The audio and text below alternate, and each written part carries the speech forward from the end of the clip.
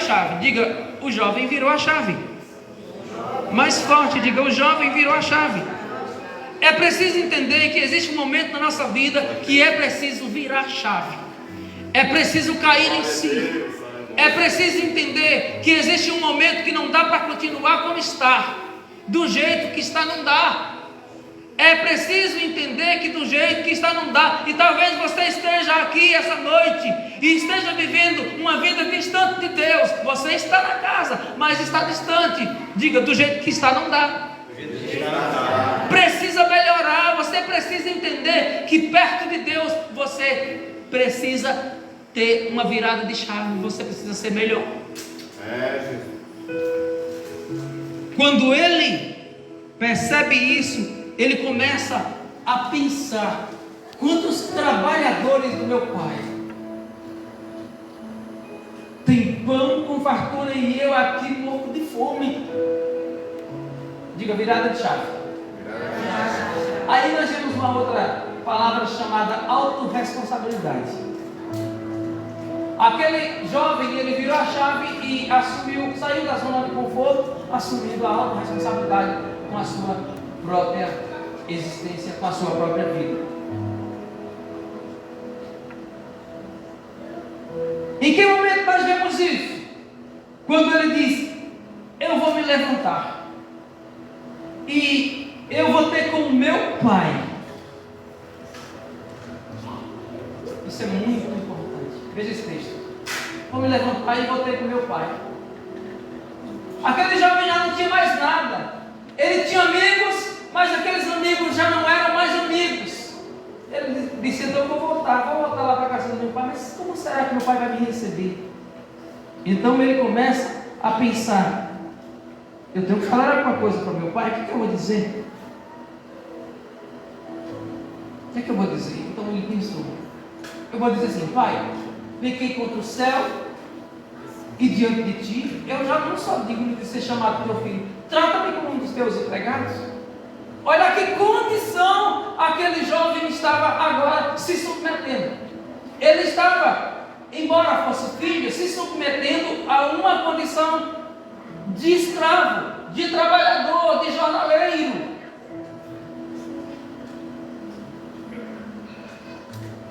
Olhe para quem está do seu lado e diga assim: você não é escravo.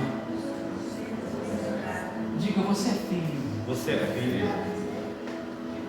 Nós precisamos entender a paternidade de Deus. Você é filho de Deus. Você não é qualquer um.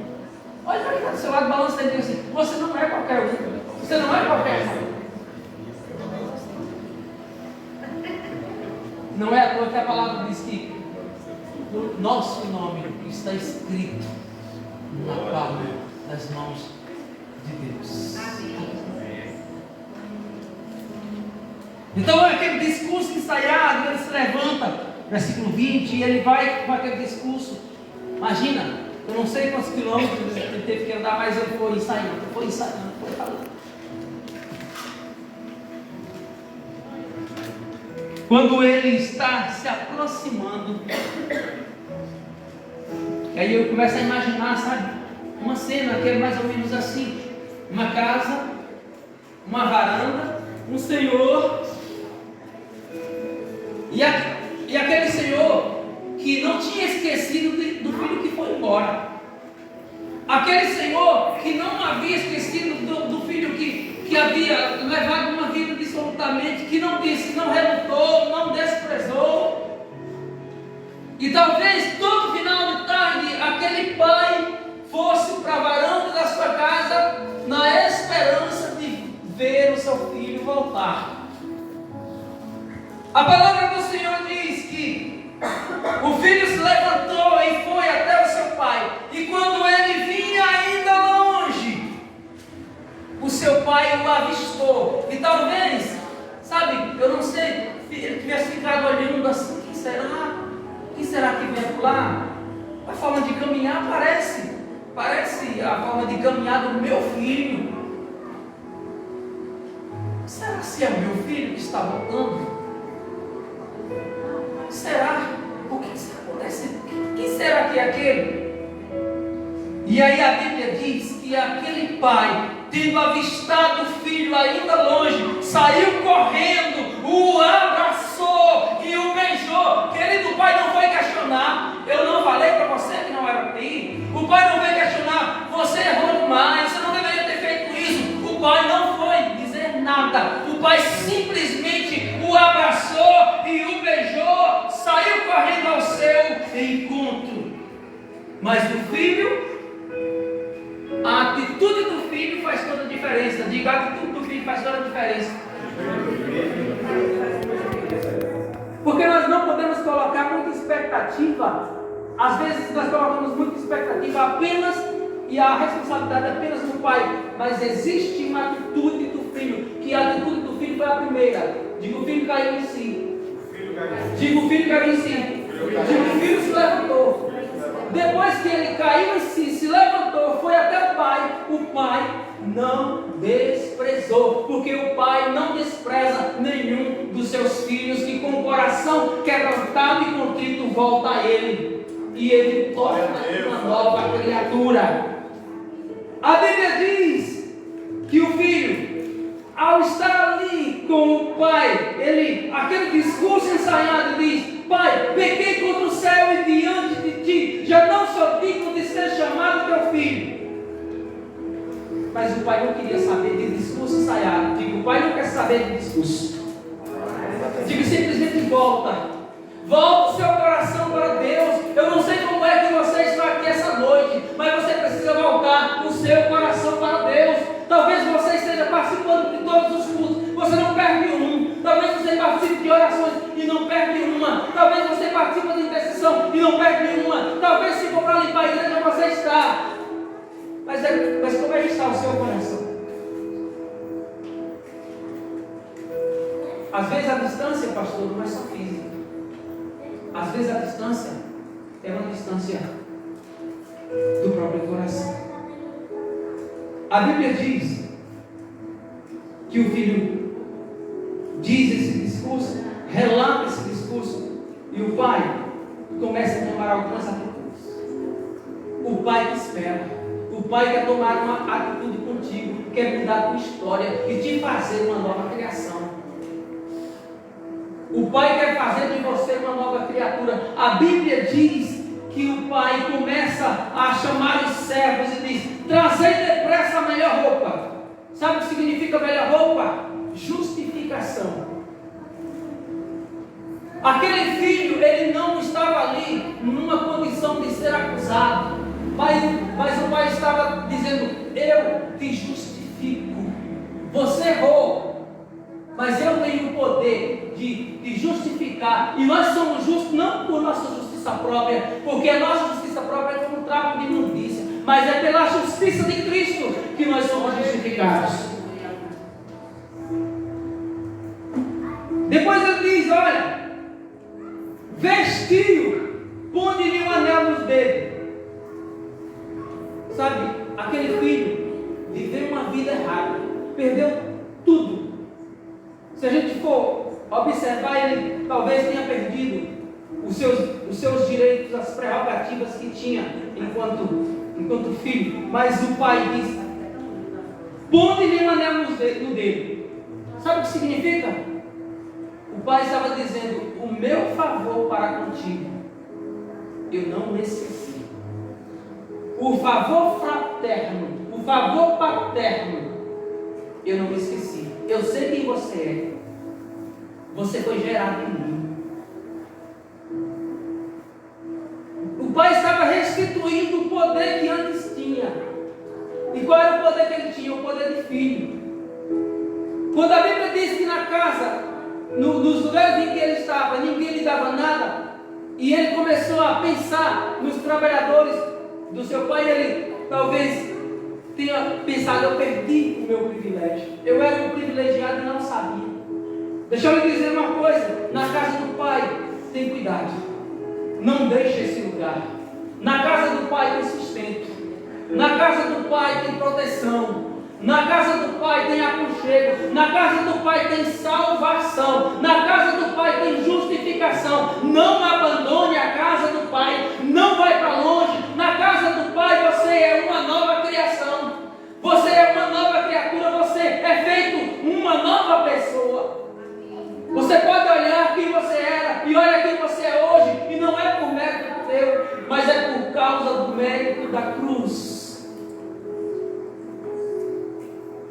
por causa do mérito de Jesus, porque pela graça sois salvos. Isso não vem de nós, não é o poder que você tem, isso vem de Deus.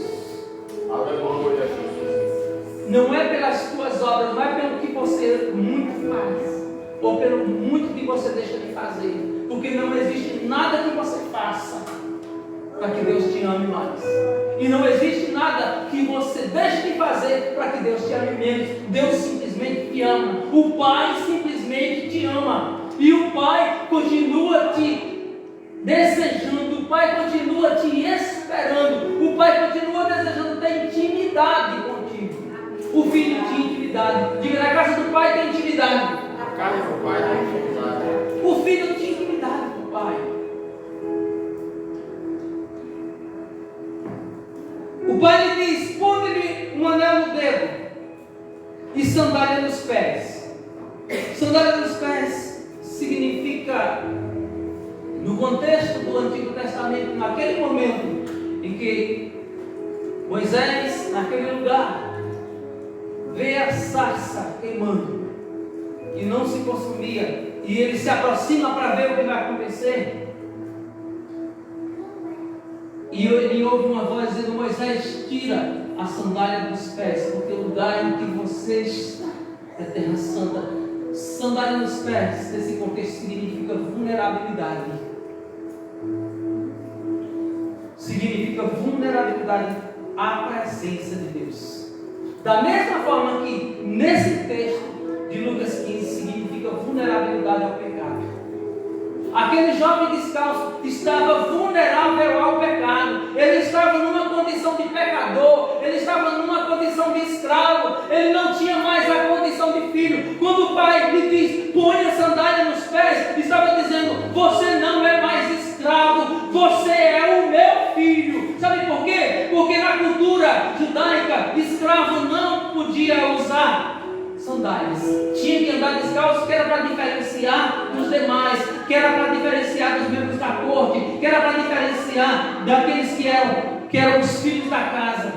E aquele jovem, imagine ele que viveu uma vida dissoluta, imagine ele cuidando de porcos, imagine que ele não cheirava bem, imagine que a roupa dele deveria estar suja, imagine que aquele jovem vinha de maltrapilho, fedido. O pai não olhou se ele estava cheiroso, se ele estava bem vestido, se ele estava fedido. O pai simplesmente esperou o filho voltar, não quis saber aonde é que ele andou. O pai não quis saber aonde eu e você andamos. O pai simplesmente nos amou e nos aceitou da forma que nós chegamos até ele. Agora deixa eu dizer, quando nós chegamos a Deus, Ele não nos permite continuar da forma que estamos. Haverá mudança, porque aquele que está em Cristo se torna uma nova criatura. Os pés descalços eram símbolo de escravidão, mas ele não era mais escravo. O pai estava dizendo: olha, você é meu filho. Melhor roupa, justificação. Sandália nos pés, vulnerabilidade à presença ou vulnerabilidade ao pecado, símbolo de escravidão. Anel nos dedos, restituição de poder. Poder de filho. E você é filho, você tem poder. Agora você pode entrar no Santo dos Santos pelo novo e vivo caminho que o Senhor mesmo preparou. E esse novo e vivo caminho é Jesus. Através dele você pode ir até a presença do Pai. A palavra de Deus vai falar 4 vezes. Primeiro dele está sobre o novilho cevado, versículo 23. Trazei e matai o novilho cevado. Diga o novilho. Observe que o texto não diz um novilho. Novilho cevado é aquele novilho alimentado, aquele novilho bem nutrido, aquele que era reservado para ocasiões especiais. Esse aqui é o gato crente, viu? Ele é o primeiro que chegou na igreja. Quando eu cheguei, estava lá o gato cordeiro. O novilho cevado. O novilho cevado significa o melhor. O Pai, Ele tem o melhor para mim e para você. Você pode dizer amém? Amém. O Pai tem o melhor para mim e para você. Ah, mas eu cometi tal erro, eu cometi tal pecado. O Senhor continua te amando, mas continua te chamando ao arrependimento, continua te chamando a uma virada de chave. O Senhor continua te chamando para fazer novas todas as coisas na tua vida. O Senhor continua te chamando para fazer novas todas as coisas na tua casa. O Senhor continua te chamando para fazer novas coisas no teu trabalho. O Senhor continua chamando para fazer algo novo na tua vida espiritual. O Senhor continua te chamando. Então somente levanta-te e vem até a presença de Deus. A Bíblia diz, então, que ele diz: olha, matem o novilho cevado, vamos comer e vamos regozijar. Ele não fala um novilho. Tinha aquele que era preparado especialmente para o retorno. O Pai está preparando um retorno. Um retorno. Um dia nós estaremos diante dele, nas bodas do Cordeiro, festejando, nos alegrando. Mas enquanto isso não acontece, o Senhor está preparando o retorno, o seu retorno. Está preparando a festa para o teu retorno. O Senhor está preparando algo diferenciado para aquele momento em que você vai voltar para a presença de Deus. Ah, mas eu já estou na igreja, já sigo a Deus há tanto tempo. E daí? E daí? Quem não tem altos e baixos? Quem não precisa voltar? Quem era Davi? O homem segundo o coração de Deus, mas um dia ele orou ao Senhor dizendo: não retire, Senhor, de mim a tua presença. Não retire, Senhor, o teu espírito.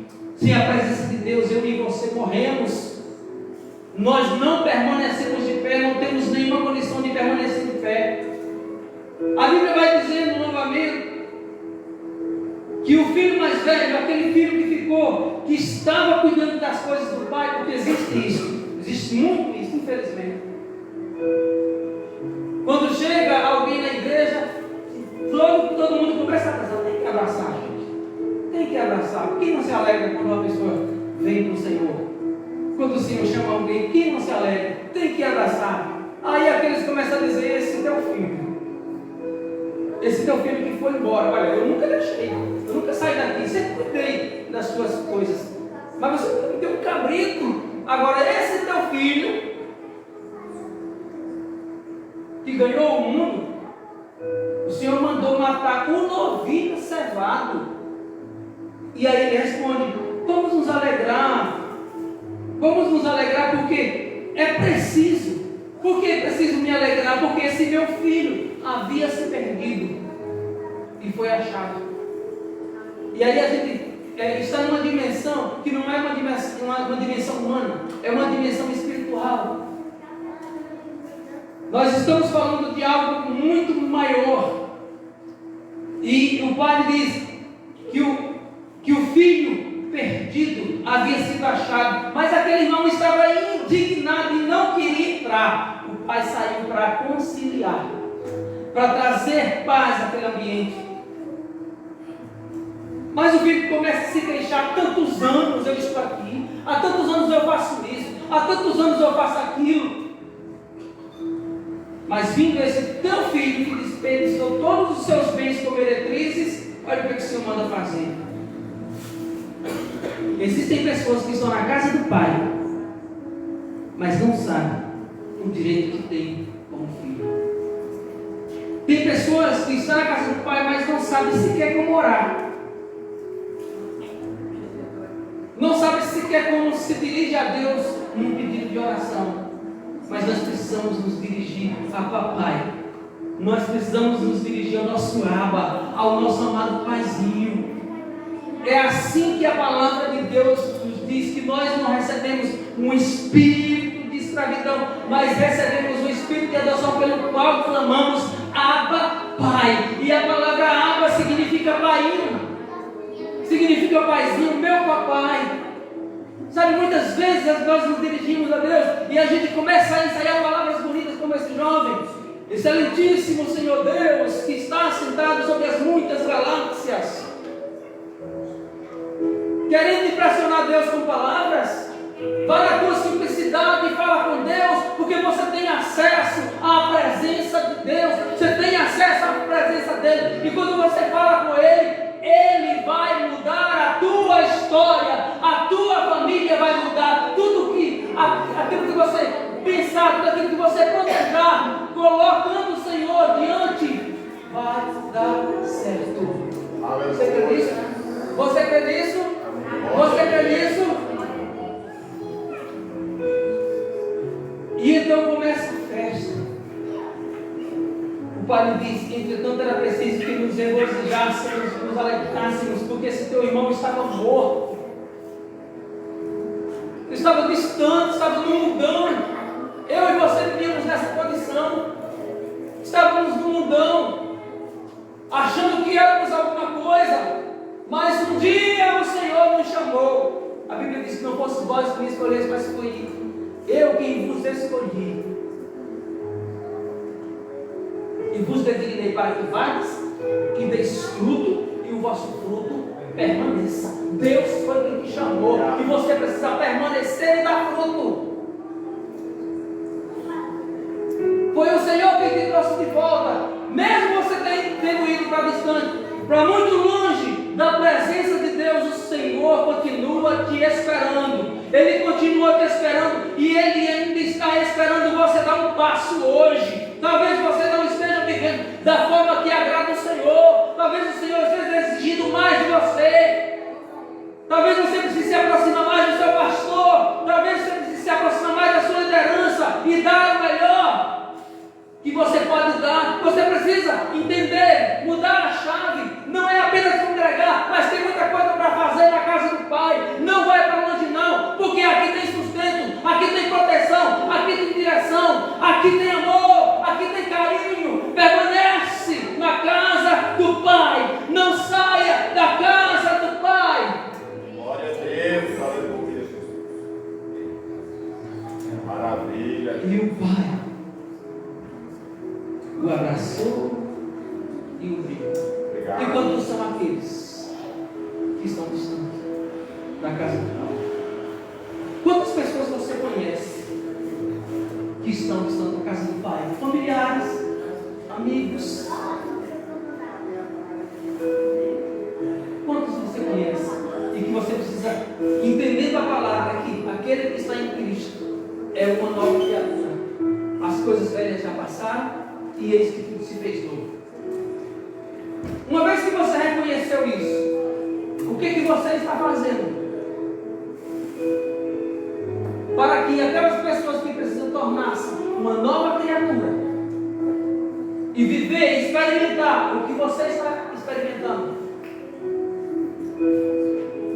assim faça. Eu gostaria de orar. Eu gostaria de orar nessa noite em que essa igreja está completando 14 anos. E essa igreja vai crescer.